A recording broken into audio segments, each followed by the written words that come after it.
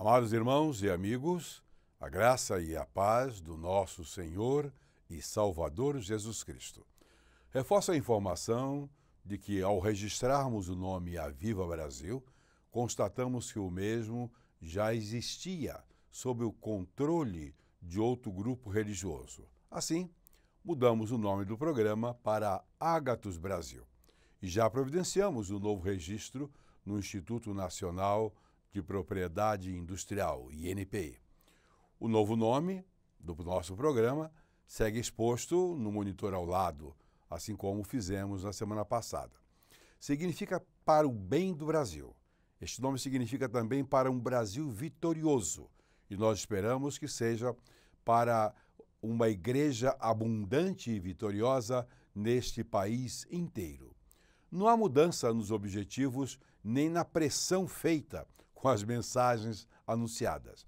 Nossa meta continua sendo a busca do avivamento para todas as igrejas evangélicas. Friso, para todas e em todas as igrejas evangélicas. Continuamos pregando doutrinas com intrepidez, com firmeza. Nós não afrouxamos as rédeas. Os programas já gravados continuarão exibindo o nome anterior. Progressivamente, contudo, serão substituídos. Nossa esperança é que Deus realize um grande, maravilhoso, grandioso mesmo, avivamento em todas as igrejas, aquelas que têm como uma única regra de fé e prática a Bíblia Sagrada. Fazemos questão de ratificar essa condição. Não mudamos. Portanto, continuem divulgando, tanto de maneira individual quanto coletiva, isto é, as igrejas, conselhos de ministros, ministérios, convenções, associações e tantas outras organizações internacionais. Não só isso, carecemos também das orações de todos os queridos irmãos. Somos crentes em Cristo, dependentes do poder de Deus para continuarmos a obra. Agora chegamos ao momento da mensagem do Senhor para a nossa edificação. O pregador sou eu mesmo, pastor Heitor Antônio da Silva. Olá, queridos irmãos e amigos, é um privilégio voltar a este programa para trazer a mensagem do Senhor para os nossos corações neste tempo que esperamos seja o início de um grande desenvolvimento para as igrejas do Senhor Jesus Cristo. A mensagem desta ocasião é um olhar para o passado, baseada em 2 Tessalonicenses, capítulo 2, versículo 15, onde encontramos esta escritura. Assim, pois, irmãos, permanecei firme e guardai as tradições que vos foram ensinadas, seja por palavras, seja por epístola nossa. Guardar as tradições. Como o irmão olha ou relembra do seu passado? Eu lembro do meu passado com alegria, com contentamento, com lembranças realmente muito agradáveis. Em relação à sua vida espiritual, que tipo de lembrança o irmão tem do seu passado, se o irmão, se a irmã for um crente antigo?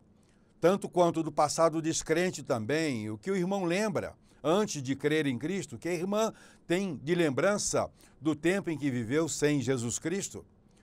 Consideremos o nosso passado, primeiramente e de maneira fundamental, no Evangelho. Você se lembra do início da sua vida cristã? Você se lembra do dia em que você aceitou a Cristo Jesus como Salvador? Do dia em que você experimentou a certeza de salvação? Que bom! Pois bem, eu me lembro e procuro perpetualizar aquele momento no meu coração. Me converti muito cedo, aos 7 anos de idade. Ainda hoje me lembro daquela noite, um culto simples na casa de um irmão da Assembleia de Deus, uma lamparina sobre a mesa, e ele pregava e falava sobre o céu e o inferno, da importância de aceitar a Jesus Cristo como Salvador, e quando morresse iria para o céu, ou caso não aceitasse morrendo, iria para o inferno. Ele pintou as duas situações, céu e inferno, de maneira tão clara e inequívoca para mim, que eu levantei a minha mãozinha quando ele fez o apelo. Talvez tenha sido a única mão daquela noitinha, daquela noite, uma mãozinha suja, eu sei, mas eu levantei a mão. Talvez ele não tenha tido assim sentido uma grande impressão a respeito daquela decisão. Talvez ele não. Talvez os meus pais também não, a minha irmã também não. Mas Deus tinha um propósito, Deus tinha um projeto e estava me selando ali para a vida eterna. Que experiência gloriosa foi aquela da noite em que eu aceitei a Jesus Cristo como meu Salvador. O que eu seria se não tivesse recebido Jesus Cristo naquela ocasião? Provavelmente eu não seria quem eu sou, não estaria onde eu estou pregando o Evangelho, não teria adquirido a preeminência que adquiri em termos de educação e desenvolvimento nesta vida. Que saudades eu tenho daquela época. Eu fui muito feliz naquele tempo e, graças a Deus, continuo feliz. E toda a felicidade veio do fato de eu ter recebido a Jesus Cristo no meu coração naquela ocasião. E, graças a Deus, continuo muito feliz. E como é a sua lembrança, meu querido irmão, minha querida irmã, dos tempos de crente no princípio, dos tempos de não crente no passado? Eu praticamente não tenho lembrança dos tempos de incredulidade, porque eu me converti cedo. Mas a verdade é que dias melhores ou piores do que hoje podem ter acontecido no nosso passado. Nós podemos ter tido experiências desagradáveis e as lembranças também vêm. Eu, contudo, prefiro me fixar nas boas lembranças, nas boas recordações. E o apóstolo Paulo conclama aos servos de Deus a que fixem o olhar no passado, nas lembranças positivas dos tempos, sobretudo daqueles em que iniciamos a nossa vida cristã, a nossa comunhão com Deus. Portanto, vamos meditar sobre algumas coisas sobre o tema proposto. Primeiramente, permaneçamos firmes. Firmes nas coisas boas do passado. Firmes em quê? É óbvio que devemos permanecer firmes na palavra de Deus. O crente tem que se firmar o tempo todo na palavra do Altíssimo, porque ela é a rocha sobre a qual nós podemos conduzir e construir a nossa vida de maneira positiva e útil. Mas já ouvimos falar daquele primeiro amor.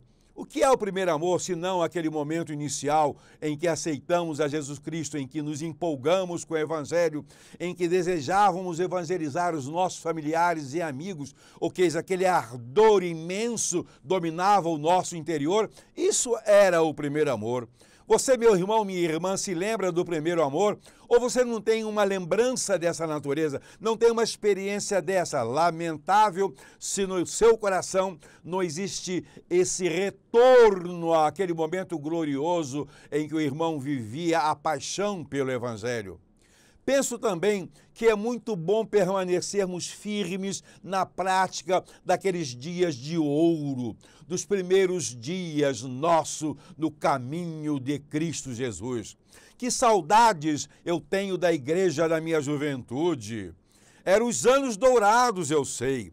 Eu vivi a juventude na época da Jovem Guarda, dos grandes cantores do mundo, Elvis Presley, Beatles, Paul Anka, etc. E eu gostava daquelas músicas, eu gostava daqueles dias, só que aqueles dias não me dominavam, não me dominaram. Aquelas músicas todas que eu gostava, porque achava bonita assim, e acho até hoje, não conseguiram me escravizar. Eu estava bem firme na casa de Deus. Eu estava bem firmado na rocha. Sabe por quê?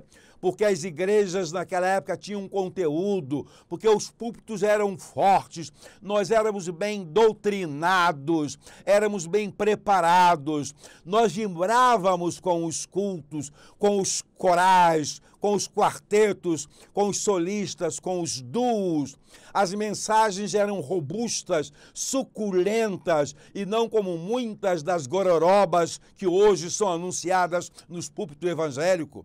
Era uma época gloriosa, maravilhosa, e o que de mais importante existia na minha vida era exatamente o que eu recebia na igreja. E será que hoje continua assim?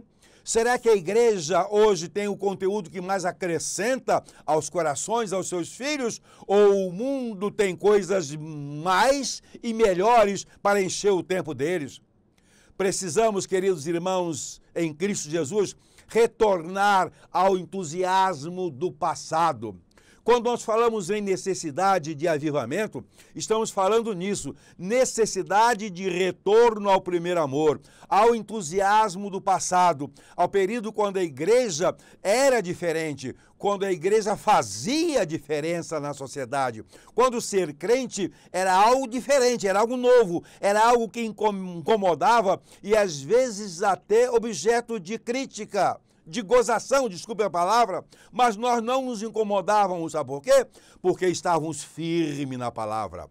Hoje as pessoas se incomodam, porque elas precisam agradar mais aos amigos, mais a sociedade em que vive, ser mais corretamente, politicamente correto do que em qualquer momento, do que naquele passado, quando nós confrontávamos a tudo e a todos, pelo bem da verdade, pelo evangelho que recebíamos. Um segundo aspecto, queridos irmãos em Cristo, é que olhando para o passado, devemos guardar as tradições cristãs, cristalinas, que nos foram ensinadas. E foram ensinadas, a mim foram, cristalinas, perfeitas, extraordinárias, biblicamente fundamentadas.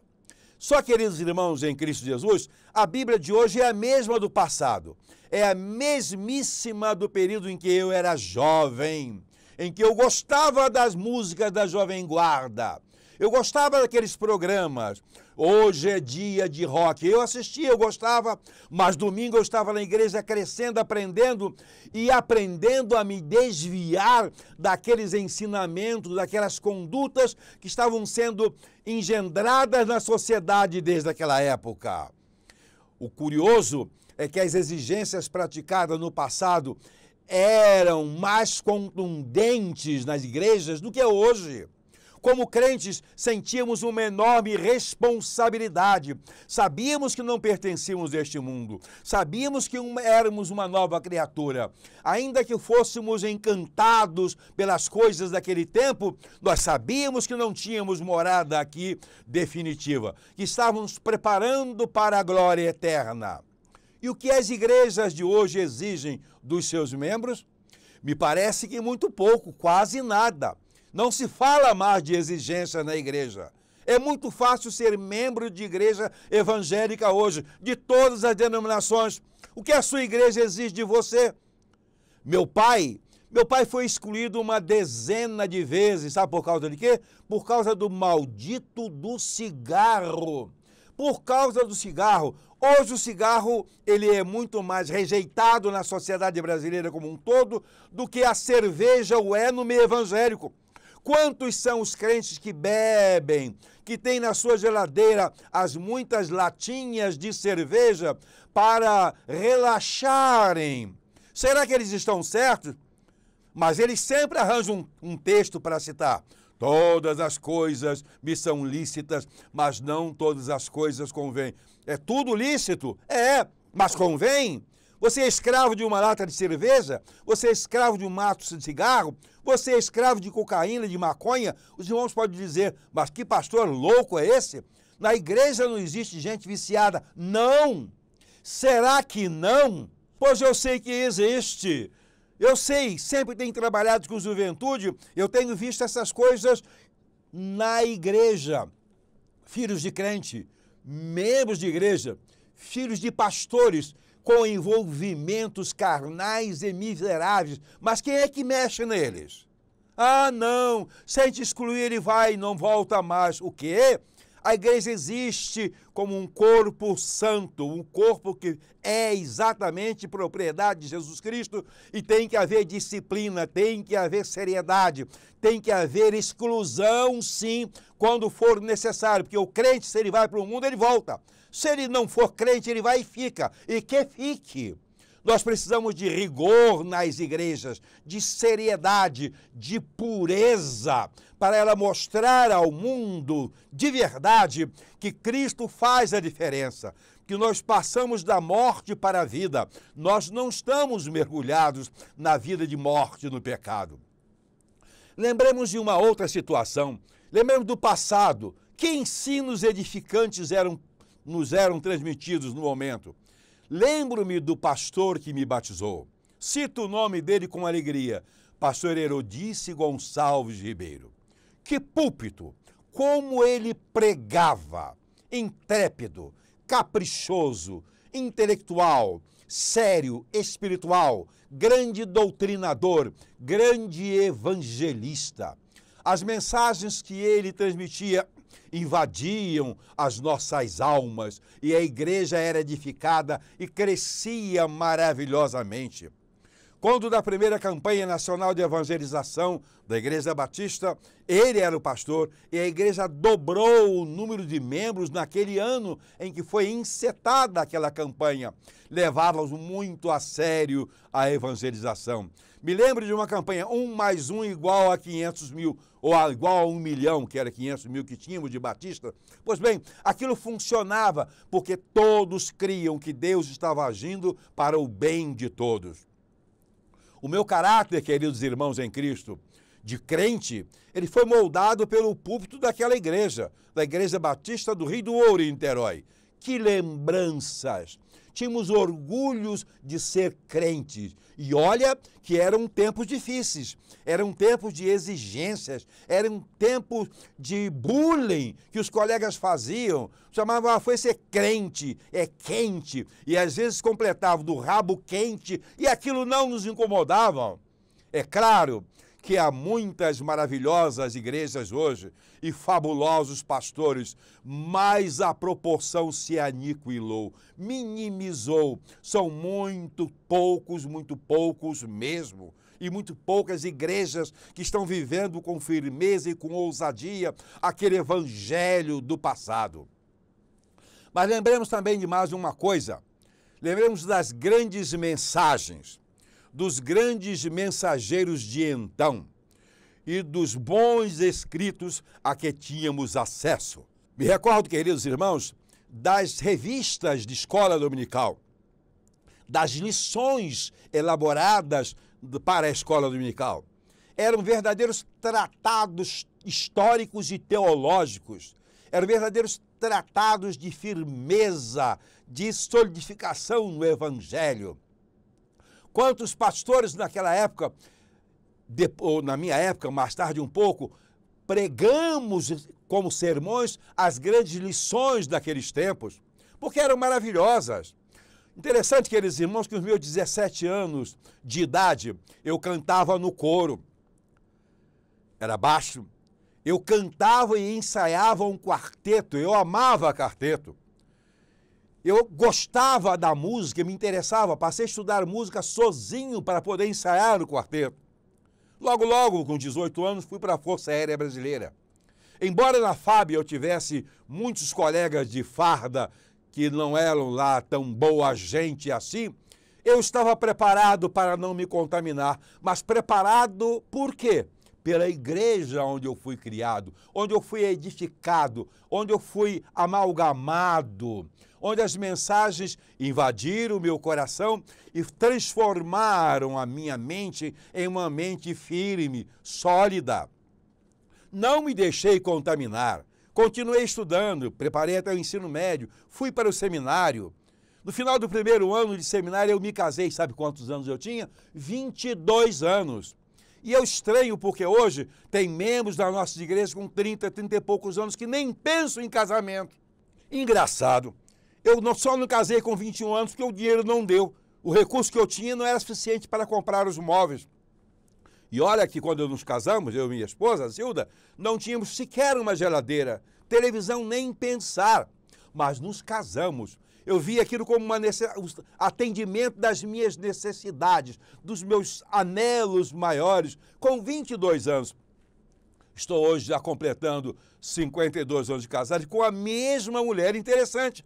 Muitos anos depois vem o divórcio e hoje nós temos nessa nossa igreja uma bagunça danada de divorciados, casados, divorciados de novo, até pastores que casam, divorciam, etc. Mudou muita coisa, mas será que mudou para melhor? Eu não estou julgando ninguém, não estou julgando coisa alguma. Eu só estou comparando os tempos onde a igreja era lugar de pessoas sérias, vocacionadas, crentes de verdade e que tinham que se espernear para permanecerem ali nos caminhos, por força das muitas exigências que nos eram feitas. As mensagens daquele tempo, meus queridos irmãos, estremeciam o meu interior. Os grandes pregadores eram um modelo para os meus ideais, para os meus sonhos. O que eu lia me enchia de visões do reino de Deus. Quando fui para o seminário, qual era o meu modelo de pastor? Aquele pastor que me batizou, que me doutrinou, que me ensinou. Procurei imitar a maneira dele pregar e prego do jeito que ele pregava até hoje. Que coisa boa, que lembranças maravilhosas. Ah, meus queridos irmãos, como precisamos reviver aqueles dias. Sei que eles não vão voltar, não voltarão, passou. Mas podemos imitá-los, podemos sim nos aproximar mais e mais daquele modelo de vida cristã, daquele modelo de condução espiritual. As igrejas hoje, em grande maioria, é lamentável, funcionam mais como entretenimento para entretenimento do que para edificação. A música tem que agradar, aquelas músicas que eu costumo chamar, às vezes, de pancadões gospels, onde a gente chega a sentir dor nos ouvidos por força da tamanha contundência e reverberação do som em ambientes inadequados. Eu sei, sinceramente, que muita gente não está gostando desta palavra, deste sermão. Alguns pastores talvez estejam dizendo, esse camarada está se metendo a nos doutrinar. Mas é verdade. Você passa a semana seguinte ao culto na sua igreja se lembrando do que aprendeu no domingo anterior? Será que você passa a próxima semana, até o próximo domingo, como que a ruminar a mensagem que recebeu na igreja? Ou a mensagem não é digna de ser relembrada porque era um aglomerado de palha, de mesmismos, de repetições muitas? Está vendo? É porque a sua igreja talvez não esteja cumprindo esse desiderato, ou seja, de pregar com firmeza, pregar com rigidez, pregar com contundência.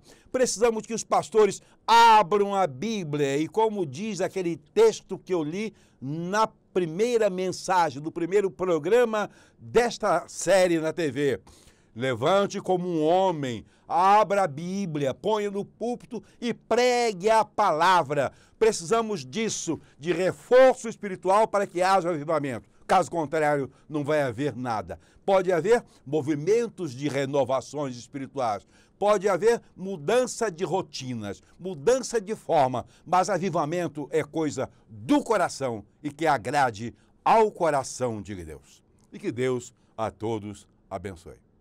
Deus continue falando aos nossos corações. Não se aborreçam com a dureza das mensagens. É sob a pressão dos céus que os crentes mudam suas vidas. E agora vamos à reflexão bíblica que Deus nos concede através da palavra agradável, fácil, sincera, do Dr. Paulo Mendes Glória.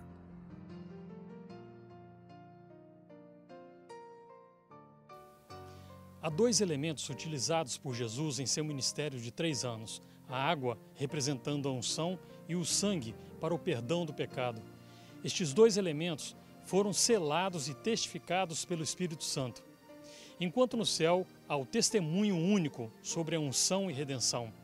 Jesus, antes de começar a declarar a sua palavra, ele passa pelas águas do batismo e reforça 2 pontos importantes. Primeiro, confirma a unção que há em João Batista. Segundo, se aproxima dos pecadores e publicanos. Dias após o batismo, Jesus vai a Caná da Galileia participar de uma festa de casamento. Essa cerimônia tem uma forte ligação com a água. A noiva, no dia da celebração do casamento, devia entrar num tanque de água corrente chamado mikvah, para que fosse purificada pela unção das águas. Outro episódio ainda mais marcante acontecido nesta festa foi a transformação da água em vinho. Jesus inicia sua mensagem atestando a importância do significado espiritual da água, a transformação pela unção. Complementando o segundo elemento, Jesus substitui o derramar do sangue, do sacrifício anual da expiação, pelo seu próprio sangue, o último e verdadeiro sacrifício. Assim, ele garantiu a redenção, ou seja, a libertação, o perdão e a salvação, a nossa reconciliação com o Pai. E a grande dádiva, por termos tido Cristo como ser humano durante um período, foi deixar o seu sangue como abundante graça e a revelação dos mistérios da consumação dos tempos. Refletindo na trajetória ministerial de Jesus, percebemos que ele utilizou com muita sabedoria a água, dando ênfase à importância da preparação, santidade e unção. Ele finaliza com o sangue redentor no processo que começa com as gotas de sangue do seu suor no Getsemane, continuando nos açoites da prisão e cumprindo a sua maior tarefa na cruz. Na última ceia, inicia-se o processo de preparação e orientação do real significado do sangue de Cristo, o qual, por ato memorial, devemos nos apropriar do amor e da entrega de sua morte por nós. É pelo poder do sangue de Jesus na cruz que se inicia a preparação da noiva. Após o momento do cumprimento glorioso da apresentação do Cordeiro Santo no madeiro, os discípulos tomam posse do derramar do sangue. Surge uma igreja fundada em preceitos de poder e autoridade, com unção e redenção da água e sangue liberadas por Cristo no Calvário. É pela misericórdia e amor de Jesus por nós que não éramos um povo e nos tornamos nação santa, raça eleita por adoção, confirmados pelo seu sangue. É pela graça que em breve estaremos juntos com Cristo eternamente. Não deixe de nos acompanhar nas redes sociais. Um grande abraço e fiquem na paz.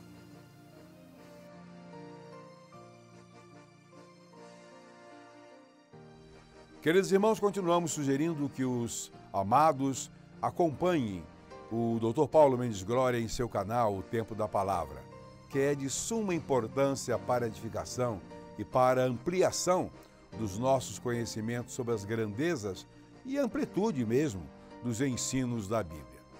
Estamos chegando agora ao fim de mais um programa. Que pena!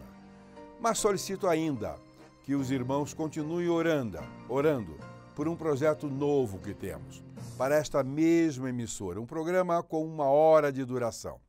Trata-se de algo nunca realizado na televisão brasileira, algo diferente e de suma importância para a nossa sociedade, para mudar o perfil desta TV, não desta emissora, mas de todas as TVs, para produzir crescimento intelectual que propicie melhor compreensão das coisas deste século, com um conteúdo que realmente seja relevante.